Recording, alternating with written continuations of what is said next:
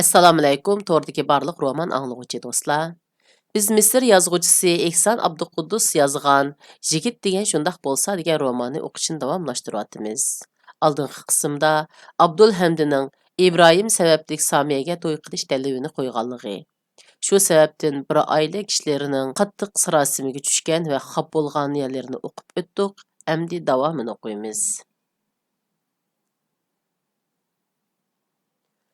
Apsi o'rnidan turib, uni yelkasidan quchoqlab pəpəlab qo'ydi. Naval go'yo hadisning so'zlari o'ziga qartilgandek beshini tuvan soldi. Muhit qapig'ini turib so'rdi.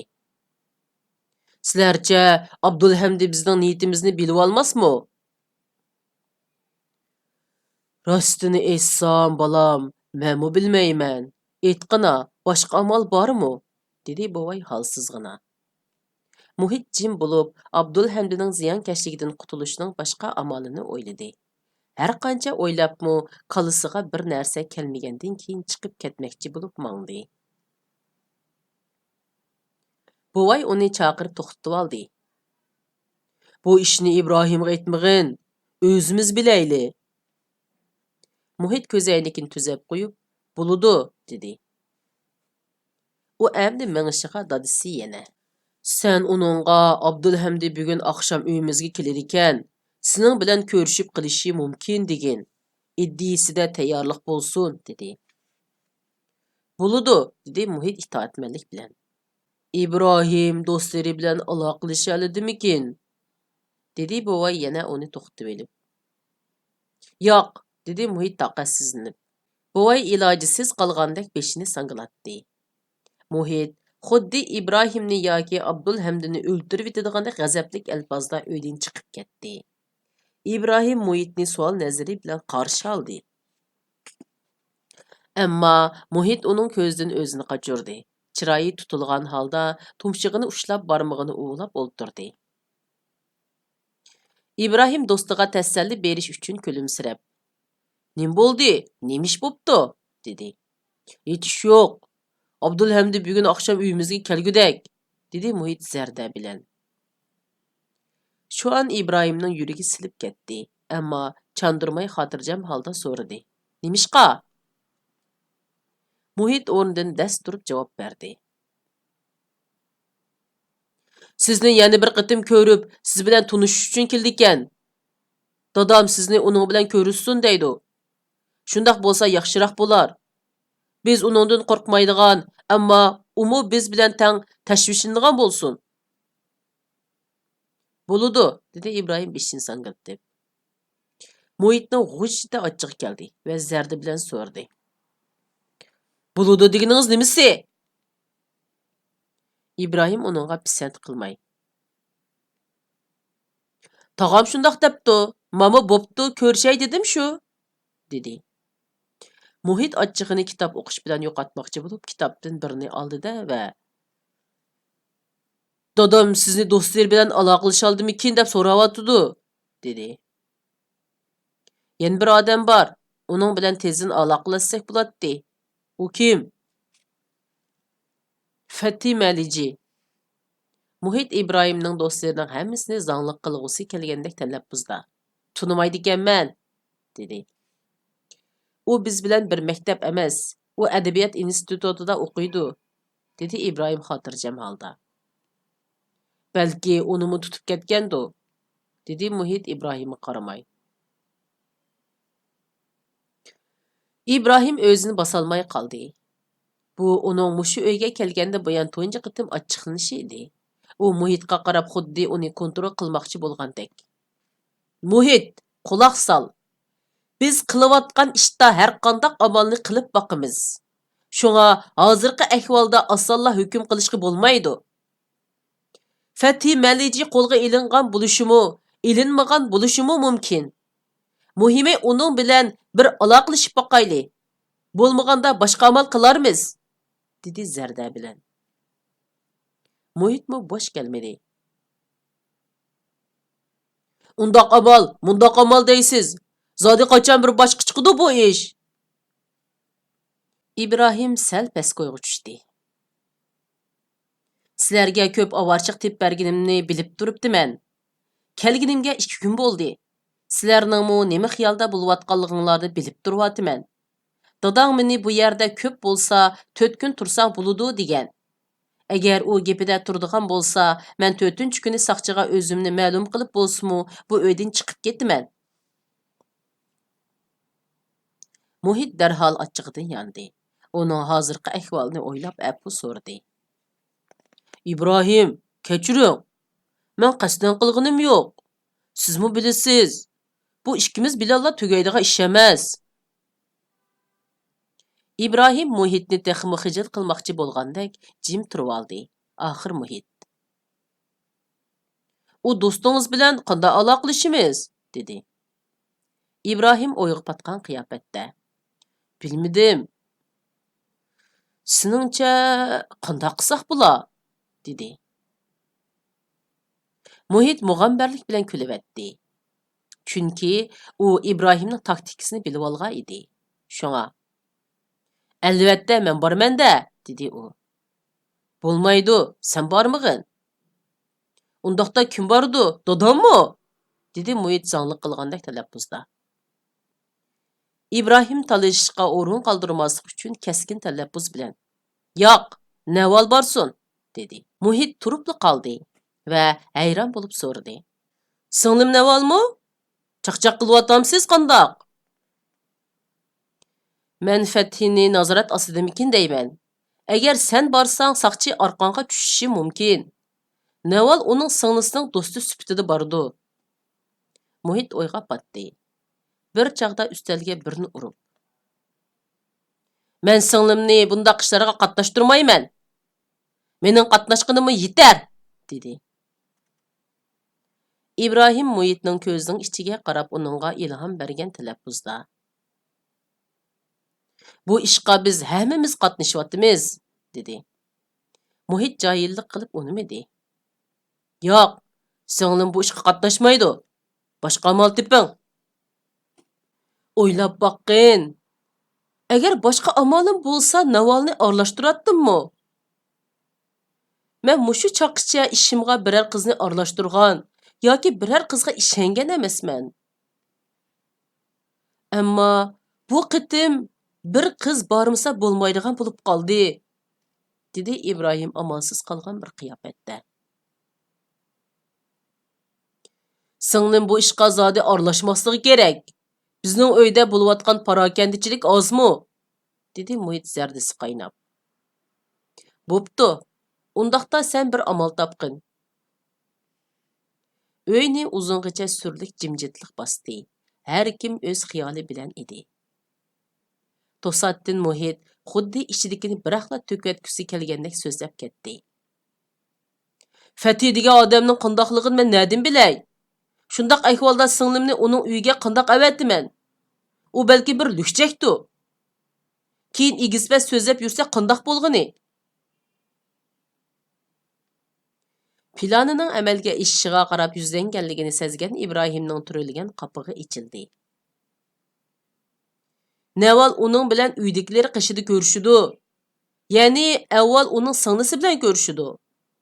O'zining ismini, hatto sening ismingni chiqarmasa bo'laverdi. Mening qayerda ishganligimni aytmasin. Buning hech bir yomoni yo'q. Agar Fathi Maliji o'ngtatur gap qilmoqchi bo'lsa, singlingni o'ylamagan taqdirdimi o'zini o'ylaydi. Dadam unumasmikin? Agar u biladigan bo'lsa, bizni o'ltirib yetadi. U diginini qildigan odam. Bu ishni dadanga uqtirmaymiz, dedi İbrahim buyruq ohangida. Muhit uning bilan talishib o'tirmadi, chunki u qoyil bo'lgan edi. "U qachon bordi? Kechqurun borsa bo'lamdi?" İbrahim do'stiga "Yapsam pisharmikin, ko'msam pisharmikin" deb o'ltirmay, ishqa darhol tutish qilish kerakligini uqtirish maqsadida. "U hozirli borsin. Hozir soat 3:30 bo'ldi. Iftordan burun qaytib kelalaydi. Ularning uyi yiroq emas, Daqi rayonida", dedi. Muhit oldidagi kitobni yopdi. Ondan eshik tuviga berib vaqirdi. "Navol! Hey Navol!" Naval hujrasidan asta chiqdi. Hadisning yig'isidan ko'ngli yerim bo'lib turg'ashqa, parishon holda so'radi. Nim bo'ldi? Nima vaqiraysan? Kelgina, ozroq ish bor, dedi Muhit jiddiy qiyofatda. Muhit qaytib kirishiga orqadala Navalmi kirdi. U Ibrohimga xuddi meni qo'yningga olsang-chu, deb jilinayotgandek, o'zi uchun, Ibrohim uchun, butun oilaliklarning taqdiri uchun rosa yig'lug'isi kelayotgandek miskin qiyofatda boqdi. İbrahim Navalga ko'ngildagini aytishdan xijil bo'lib, boshqa yoqqa qarab oldi. İbrahim sana bir ishni demoqchi, dedi Muhit ishni yepib. İbrahim gapni o'ziga qoldirganligiga norozi bo'lgandek, Muhitga bir qarab etib Navalga yuzlandi va ko'zini darhol yerga tikdi. Naval bir akisiga, bir İbrahimga qarab hayron bo'lib turib qoldi. İbrahimning o'ziga nima deydiganligini zodi o'ylab yetolmadi. Uning tasavvurida İbrahim deydigan birla gap bor edi. Biroq İbrahim uni og'zidan chiqara olmaydi. İbrahim xursinib qo'ydi. Orqadan yana cho'nqur uf tortdi. Mundaq ish, mening bir og'inam bor. Uning bilan cho'qim aloqalashishim kerak. Buningga sizdan boshqa odam bora olmoqdek. İbrahim go'yo o'zini besib turgan eg'ir yukni biroqla tashlab o'tmoqchi bo'lgandek nihoyat tez so'zildi. Navalning qalbidan shod kulga urg'ub chiqdi-yu, lavlarida zohiri bo'lmadi. U gap qilmadi. İbrahimning aytganlari rostmi degandek akisiga qarab qo'ydi. İbrahim uning qarashidagi ma'nini tushunib, Muhit bilan ikkimiz boshqa amal topolmadik, dedi. Naval hayajonlanishga boshladi. Hadisning yig'isi paydo qilgan uningdagi parishonlik nalargadir yo'qoldi. U o'zining muhim bir xizmatni bajarishga bordiganligini sezdi. Ammo bu xizmatni Misr uchun, bir qahramon uchun qilaman demay, faqat İbrahim uchun, men uchratgan azimat uchunla qilaman. Endi men İbrahim bilan texmo yaqinlashdim, hatto uning nafas elishini sezalaydigan bo'ldim deb o'yladi-da darholla. Men qandoq borman? deb so'radi. İbrahim yanala uningga qarmadi. Uni planini ijro qilishga qatnashayotgan Naval emas, balki o'zining maxfiy gruppasidagi bir sabdishi deb o'zini ishontirmoqchi bo'ldi. Uning uyi Daqi rayoni Ismil ko'chasidagi 15-nomerlik uy, dedi İbrahim. Agar ishni boshqa biri ichib qolsa, men uning adabiyot institutidagi savoddishi, uningdan konspekt so'rab kelgan edim dang. Uni ko'rsangiz o'zingizning kimligini aytishning hojati yo'q. Mening nadiligimni aytmang. Siz faqat uningga, İbrahimga bir qor ofitser kiyimi va bir kichik avtomobil lozim ekan.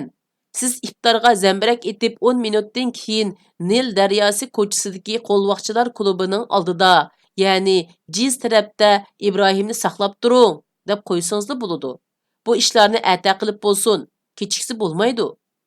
Buni ochiq aytib qo'ying. Men bu yerda turaversam bo'lmaydi. Navalning buloqdek ko'zlari jiddiy tus oldi. Andin İbrahimning bu gaplarini yutib etmoqchi bo'lgandek og'zini bidirlatdi. Ikki mang'izdagi ziniqi beayni tong yulduzidek goh yo'qolib, goh paydo bo'ldi. U itoatmanlik bilan yana nim gapingiz bor deyotgandek hamda o'z so'yginining buyrug'iga chin ko'ngildan bo'ysungandek bir xil qiyofatda İbrahimga bo'lgan itoatmanligi bilan o'zini baxtli his qildi. Shunga hayajonlanganligini qilchi chandurmay intayin yiqimliq ovozda: "Apamdan sirtqa chiqishga nima deb ruxsat olaman?" dedi. "Sen apamga Pajiyanikiga yoki boshqa bir do'stimnikiga boraman degin", dedi Muhit. "Unumaydi", dedi Naval xotirjamlik bilan.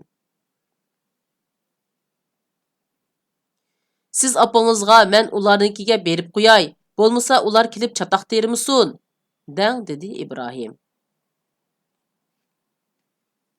"Bu nihoyat yaxshi gap bo'ldi. Uning ismi nima?" dedi Naval qayırlıq bilan İbrahimga qarab. Kimning? İbrahim hayron bo'lib so'radi. Men izlab borgan odamning-chu, deb kulib etdi Naval. İbrahimmu ixtiyorsiz kulimsirdi. Fethi Melici. Hazırla baramdı men? İbrahim hayati ve istiqbalini Navalga berishga chin ko'nglidan rozi bo'lgandek uningga qarab kuldi va "Hazırlı bering", dedi. Naval İbrahimdan ko'zlarini uzmay, "Buludu", dedi. Naval meng'ishiga muhit to'xtatib oldi, yeniga berib uningga tasalli berdi. Naval, paxas bo'l. Odatdagi vaqtlarnikiga o'xshash beparvo bo'lma. Agar biror ish bo'ldiganligini, orqangga biror tushganligini sezsang yoki biror chatoq chiqarsa, darhol qaytib kel. Buludu, dedi Naval xo'shalligidan gap qilolmay oralla. Naval uydan go'yo İbrahimdan yiroqlashayotgandek emas, balki uningga qarab kelayotgandek tez chiqib ketdi. Naval do'stimni yo'qlab kelaman degan bahona bilan opasini o'ng'ayla ma'qul keltirdi. Qasdan aldirmagan qiyofatda kiyimini almashtirdi.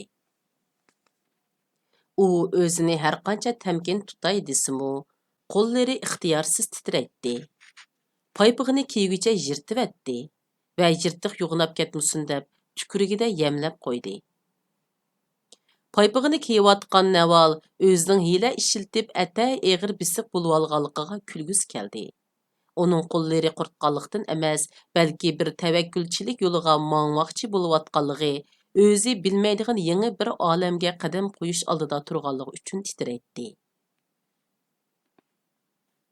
Naval bir ko'zi bilan noma'lum olamdagi yo'ruqlikni, bir ko'zi bilan qorong'ulikni ko'rgandek, bir quliqi bilan uningdagi bulbullarning xandan urib sayrig'inini, yana bir quliqi bilan yirtqich hayvonlarning ho'kirishini anglagandek bo'ldi. Ammo bu olamda Navalning ko'ziga İbrahimla ko'rinatdi. U o'zini İbrahimga qarab ketayotgandek, muhabbatlashishning tunji qitimliq uchrashishiga ketayotgandek his qiladi. Onunğa ko'ringan yo'ruqluq va qorong'uliklarning hammasi İbrahimdan tarqilayotdi. U anglagan bulbullarning xo'sh navosi bilan yirtqichlarning ho'kirishi İbrahimning atrofidan chiqayotdi. U İbrahimga qarab mengishni o'ylaydi. Ammo arisaldi bo'ladi. Chunki u İbrahim to'g'riliq hech narsani bilmaydi. Bir xil tuyg'u uni İbrahimni o'ylashqa, İbrahimni izlab tepishga majburlaydi. U İbrahimning omon eson bo'lishini tillaydi. İbrahim og'riqdak.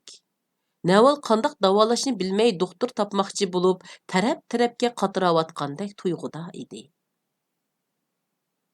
Shunga hozir o'zini ashu doktorni chaqirishga mangandek his qildi. Naval ikki tal o'rilgan tom sumbul chechini orqasiga tashlagan peti uydan chiqib avtobus bekitiga mangdi. Vatanparvarlik vazifasini ado qilish uchun ketayotganligini xiyoliga keltirmadi. Saqchi, turma deganlarni o'ylab qo'ymadi. Uning butun asiyodi İbrahimni qutuldirishda bo'lib, shu doktorni topolmay qolarmanmikin yoki doktor amalsizman deb bosh chayqarmikin debla tashvishlanadi. U ixtiyorsiz akisining "Naval, paxas bo'l. Agar biror ish bo'ldiganligi, orqangga birari tushganligini sezsang yoki birari chatoq chiqarsa, darhol qaytib kel", degan nasihatini esiga oldida sagaklashdi. U gumoniy nazar bilan avtobus ichidagi yo'lovchilarga saf soldi.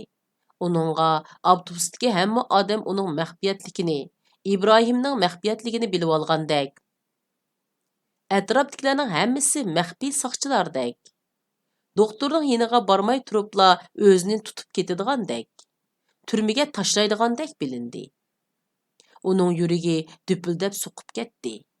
Ammo u darhol bu bo'lmurg'in xiyollarni unutib, o'zini besib oldi. Naval Angliya ko'rigi maydonida avtobusdan tushdi. U Ismail ko'chasiga kirib, eshiklarning nomerlariga sapsilishga boshladi. 13 nomerlik eshikning oldiga kelganda, go'yo ko'nglida qandaqdir bir narsa uni ehtiyot qilishga undagandek, ixtiyorsiz orqasiga qarab qo'ydi. Orqasida hech kimning yo'qligini ko'rgandan keyin oldiga mingib 15 nomerlik eshikning oldiga kelib to'xtadi. Bu chaqda uning butun hayoti keyingi qadamiga bog'liq bo'lib, qolgandek yuragi texmi qattiq so'qib ketdi. U xeyligacha arisalda bo'lib turib qoldi. Bu arisaldichilikda izo tortish, vuduqish bor edi. U birdilla uyqudan uyg'ongandek reallikqa qaytida Ibrohimning qochqun ekanligini, o'zi uning qechishiga yordam qilayotganligini tunchi qitim bildi. O'zining birinchi qitim bir yot oilaning ishiga yolg'iz kelib, notunish odam bilan ko'rishmoqchi bo'layotganligini sezdi. Naval o'zidagi arisaldichilikni yengishga tirishib, bu imoratni ko'zdan kechirdi. Bu katta bir dacha bo'lib, atrofi gullik edi. Xo'jayinning puldor odam ekanligi bilinib turardi. U sarosima ichida eshik tuviga berib, eshik qo'ng'irig'ining knopkasini bosdi. Oq yaktaklik, qop-qora xizmatkor eshikni ichividi, Naval titragan ovozda asta so'radi. Fethi apandining uyimi? Men uningga sizni kim deb aytaman? Xizmatkor gap qilganda oppoq tishlari ko'rindi. Meni savodishingiz ekan-dang, dedi Naval yanala titrak ovoz bilan. Sal ta'xir qilib turing, men ma'lum qilay. Xizmatkor Navalni hashamatlik bir zalga boshlab kirdi. Ammo Naval bu zalning kattaligiga, uningdagi issiz sofalarga, hal berilgan ustallarga qadimiy zamon narsalariga sap solmadi.